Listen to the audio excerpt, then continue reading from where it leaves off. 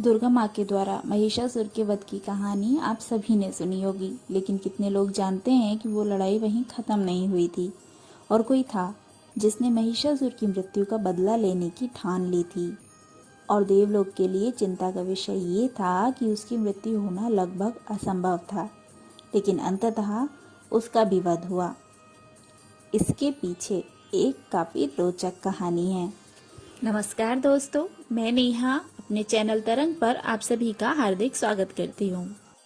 देवताओं को महिषासुर के आतंक से बचाने के लिए देवी दुर्गा ने महिषासुर का वध कर दिया। महिषी, जो कि महिषासुर की बहन थी, महिषी ने अपने भाई की मृत्यु का बदला लेने के लिए महिषासुर के आतंक को जारी रखा। महिषी का चेहरा भैंसे की आकृति का था। देवताओं से अपने भाई के वध का प्रतिशोध लेने के लिए उसने ब्रह्मा जी की तपस्या की। ब्रह्मा जी ने प्रसन्न होकर उसे मनचाहा वरदान मांगने को कहा। वरदान में महिषी ने अमर होने का वरदान मांगा, जिसे ब्रह्मा जी ने देने से मना कर दिया। फिर महिषी ने मांगा कि उसकी मृत्यु भगवान शिव और विष्णु भगवान के मिलने से उत्पन्न हुए पुत्र के हाथों हो। ब्रह्मा जी ने तथास्तु कह के उसको ये वरदान दे दिया। इस वजह से महिषी स्वयं को अमर समझने लगी और अपने बल से देवलोक पर कब्जा कर लिया और देवताओं पर अत्याचार करने लगी। महिषी को काबू में करने के लिए देवताओं ने एक महिष मतलब कि एक भैंसे को अवतरित किया। उस महिष पर महिषी मोहित हो गई और उसके साथ भोग विलास करने लगी, परंतु देवताओं का डर समाप्त नहीं हुआ था। उन्हें अभी भी डर था कि महिषी फिर से देवलोक में उत्पात न मचाने लगे। इसलिए देवताओं ने भगवान शिव और भगवान विष्णु से प्रार्थना की और कहा कि आप दोनों के मिलन से एक उत्पन्न बच्चा ही महिषी का वध कर सकता है।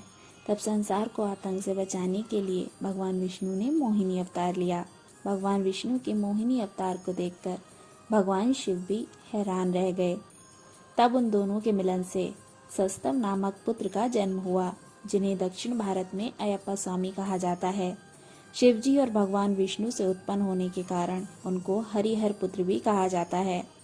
इस पुत्र को भगवान ने पंपा नदी के तट पर छोड़ दिया था। इसके बाद उस बालक का पालन पोषण राजा राजशेखर ने किया, लेकिन भगवान अयप्पा को राजपाट अच्छा नहीं लगता था, इसलिए उन्हें वैराग्य को अपना लिया।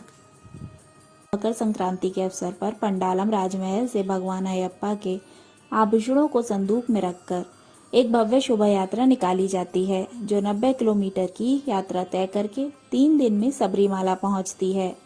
केरल राज्य में सबरीमाला में अयप्पा स्वामी का एक प्रसिद्ध मंदिर भी है, जहां विश्व भर से लोग भगवान शिव और विष्णु अवतार माता मोहिनी के इन पुत्र के मंदिर में दर्शन करने के लिए आते हैं। इस मंदिर के पास मकर संक्रांति की रात के घने अंधेरे में रह रहकर यहाँ एक ज्योति दिखाई देती है। इस ज्योति के दर्शन के लिए दुनिया भर से करोड़ों श्रद्धालु हर साल आते हैं। सबरीमाला का नाम शबरी के नाम पर पड़ा था, वही शबरी जिसने भगवान राम को अपने झूठे बेर खिलाए थे। बताया जाता है कि जब जब ये रोशनी दिखाई देती है, तब तब इसके साथ शोर भी सुनाई देता है। भक्त मानते हैं कि ये देव ज्योति है और भगवान इसे जलाते हैं।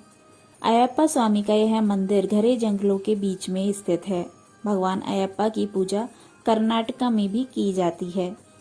अछूता नदी के किनारे भगवान अयप्पा और महिषी के बीच भयंकर युद्ध हुआ।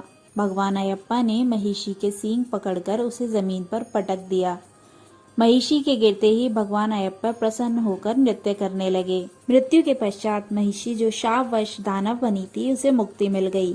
शाप से मुक्त होकर महिषी को अप्रतिम सौंदर्य वाला रूप मिला। महिषी ने भगवान अयप्पा के सामने उनकी संगनी बनने का प्रस्ताव रखा, लेकिन अयप्पा ने इस प्रस्ताव को अस्वीकार कर दिया। सबरीमाला में भगवान अयप्पा के मंदिर के बाएं तरफ महिषी का भी मंदिर बना हुआ है। तो दोस्तों, ये जानकारी आपको कैसी लगी? अपने व्यूज मेरे वीडियो के कमेंट सेक्शन में शेयर कीजिए। मेरे वीडियो को लाइक कीजिए, शेयर कीजिए, मेरे चैनल को सब्सक्राइब कीजिए और नेक्स्ट वीडियो के नोटिफिकेशंस आपको मिलते रहें, इसके लिए बेल आइकन के बटन को दबाना मत भूलिए। नमस्कार।